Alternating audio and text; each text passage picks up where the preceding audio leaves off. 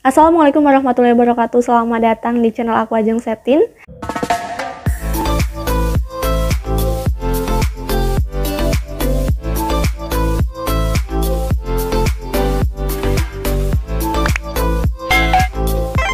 Baik, pada video kali ini aku mau jelasin apa aja sih yang sebaiknya kalian lakukan setelah ditetapkan sebagai mahasiswa dengan penerima KIP kuliah.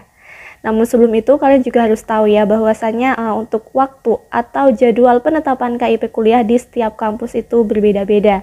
Dan setelah keluar SK penetapannya pun itu nggak langsung keluar ya untuk biaya KIP kuliahnya. Tetapi kalian tuh harus menunggu beberapa waktu lagi dan juga beberapa proses lagi untuk bisa mendapatkan biaya KIP kuliah kalian.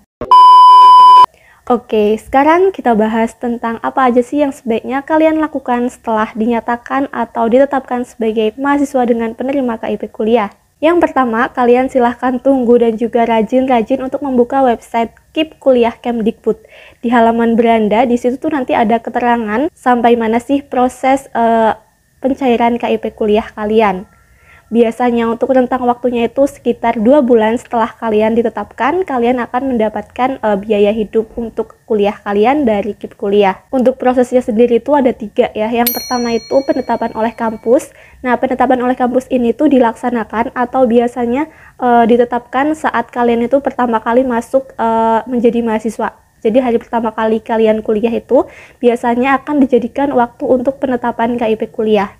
Proses yang kedua yakni biasanya pemrosesan data oleh Puslabdik. Setelah 1 minggu atau 2 minggu kemudian biasanya itu akan berubah prosesnya menjadi pencairan dana oleh bank. Nah, kalau udah pencairan dana oleh bank ini nanti kalian datang langsung ke bank ya untuk yang pertama kali menerima untuk mengambil biaya hidup kalian selama 1 semester. Meskipun untuk biaya hidup tadi itu perlu sekitar 1 atau 2 bulan untuk cair, tetapi untuk UKT itu biasanya langsung di cover dari KIP kuliah menuju kampus kalian, sehingga kalian itu tidak perlu untuk membayar UKT. Nah, seandainya kalian ini udah sampai di tahap yang ketiga, yaitu pencairan dana oleh bank, maka segeralah untuk menuju ke bank yang bersangkutan atau bank mitra kampus kalian. Nah, biasanya itu nanti akan diberi pengumuman oleh kampus, kalian itu harus kemana, ke bank apa, misalnya bank Mandiri, BRI, BNI, atau bank BCA mungkin. Pokoknya nanti untuk banknya itu nanti akan dikasih tahu oleh pihak universitas atau pihak perguruan tinggi.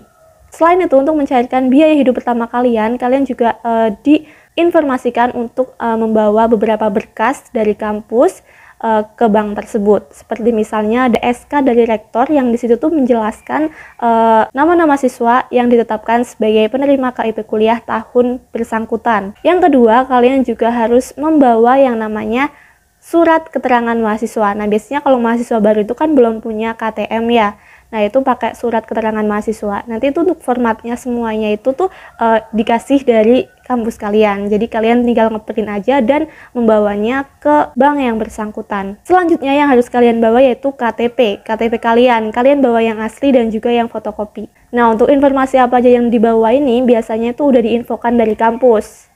Yang tentunya kadang itu ada yang beda-beda ya dari kampus satu dengan kampus yang lain. Nah, tugas kalian yakni memahami apa aja yang harus dibawa dan jangan sampai lupa kalau udah sampai di bank tersebut. Jangan sampai ada yang ketinggalan atau kelupaan ya, karena itu nanti akan kalau ada yang kelupaan itu akan memakan waktu yang lebih banyak atau lebih lama tentunya ya, karena mengantri di bank itu juga kadang kan rame gitu. Nah, ceritanya ini udah sampai di banknya ya. Kalau udah sampai di banknya, kalian itu ke customer service, jangan langsung ke teller. Ke customer service, nanti kalian di situ akan dibuatkan semacam buku untuk tabungan KIP kuliah dan juga diberikan kartu Indonesia Pintar Kuliah kalian. Nah, kartu Indonesia Pintar Kuliah kalian itu bisa digunakan sebagai ATM untuk mengambil biaya hidup kalian selama 1 semester atau 6 bulan itu. Nah, untuk besaran biaya hidupnya di masing-masing kota itu biasanya berbeda sesuai dengan klasternya. Ada yang sekitar 4.200.000, ada yang sekitar 5.200.000 kalau nggak salah, dan juga ada yang 6.600.000. Perbedaan besaran biaya hidup ini itu berlangsung sejak tahun 2021 ya. Nah, sejak tahun 2021 itu universitas atau perguruan tinggi di suatu kota itu dibedakan menjadi beberapa klaster. Yang tentunya untuk setiap klasternya itu nanti akan mendapatkan besaran biaya hidup yang berbeda-beda. Yang mana dipertimbangkan juga dengan UMR atau biaya hidup di kota tersebut. Selain dipengaruhi oleh biaya hidup yang memang berlaku atau UMR kota tersebut ya, akreditasi perguruan tinggi dan juga prodi juga mempengaruhinya. Terlepas dari perbedaan besaran biaya hidup yang kalian terima, mungkin nanti ada yang berbeda ya sama temannya yang beda kampus gitu. Saran aku kalian bersyukur aja ya, karena banyak di luar sana itu teman-teman yang ingin mendapatkan KIP kuliah tetapi nggak bisa dan nggak lolos, karena tahun ini tuh ada seleksi, ada beberapa seleksinya. Nah untuk seleksinya ini biasanya itu yang menggunakan SKTM. Itu ada beberapa yang tidak diterima KIP kuliahnya. Nah kalau misalkan kalian tuh diterima, dan kalian tuh mendapatkan besaran biaya hidup yang berbeda, lebih kecil mungkin dari teman kalian. Intinya kalian bersyukur aja, banyak di luar sana yang menginginkan itu tetapi tidak mendapatkannya. Dan gunakanlah uang tersebut ya untuk kepentingan-kepentingan kalian, untuk kepentingan-kepentingan kuliah kalian maupun kepentingan biaya hidup kalian yang sewajarnya gitu.